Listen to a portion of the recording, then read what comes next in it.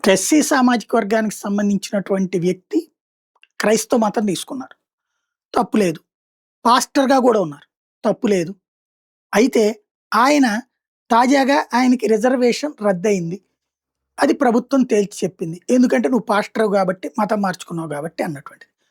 ఆయన అలహాబాద్ హైకోర్టు, ఉత్తరప్రదేశ్‌లోని అలహాబాద్ హైకోర్ట్‌ని అప్రోచ్ అయ్యారు. కోర్టు క్లియర్‌గా జెప్పింది. మతం మారానని జెప్తున్నావు. ఇంకా మరి కులపు రిజర్వేషన్ ఎట్లా వస్తుంది?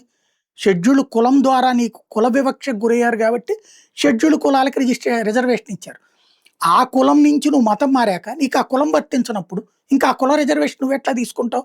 రాజ్యాంగం చాలా క్లియర్‌గా జెప్పింది. అంబేద్కర్ గారు రాసిన రాజ్యాంగమే క్లియర్‌గా జెప్పింది. రాజ్యాంగం ప్రకారం మత మార్పిడి తర్వాతన పాత కులం వర్తించదు, పాత రిజర్వేషన్ వర్తించదు అన్నటువంటిది. ఇదే విషయంలో ఆర్గ్యుమెంట్ కొంచెం పతాక స్థాయికి చేరినప్పుడు జడ్జి గారైనటువంటి జితేంద్ర షహా అని క్లియర్‌గా చెప్పారు. నేను కూడా షెడ్యూల్డ్ క్యాస్టే. నేను కూడా హిందూ షెడ్యూల్డ్ క్యాస్ట్. నేను ఈ రిజర్వేషన్ పొందుతున్నాను. మతం మారితే నాకు కూడా వర్తించదు అని తేల్చి చెప్పారు. అట్లాగే జస్టిస్ ప్రవీణ్ కుమార్, మీరు మీకు సంబంధించి మీరు చేసినటువంటి ఎలిగేషన్స్‌లో మీరే ఒప్పుకుంటున్నారు పాస్టర్‌నని. మతం మారి పాస్టర్ అయిన తర్వాత మీకెట్లా వర్తిస్తుంది పాత రిజర్వేషన్, కుల రిజర్వేషన్ అన్నటువంటిది ప్రశ్నించారు. ఈ సందర్భంగా కోర్టు క్లియర్‌గా యోగి సర్కార్‌కు ఒక ఆర్డర్ ఏసింది.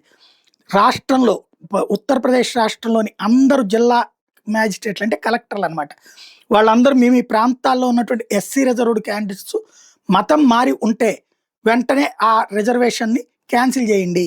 మతం మారకుండా ఉంటే గనక ఆ రిజర్వేషన్స్ వర్తిస్తాయి. ఇలాగ అన్య మతాల్లోకి వెళ్ళి ఈ రిజర్వేషన్స్ క్లెయిమ్ చేసే వాళ్ళు ఎవరైనా ఉంటే 3 నెలల లోపు ఒక నివేదిక ఇవ్వండి అంటూ జస్టిస్ ప్రవీణ్ కుమార్ ఉత్తరప్రదేశ్ ప్రభుత్వాన్ని ఆదేశించారు.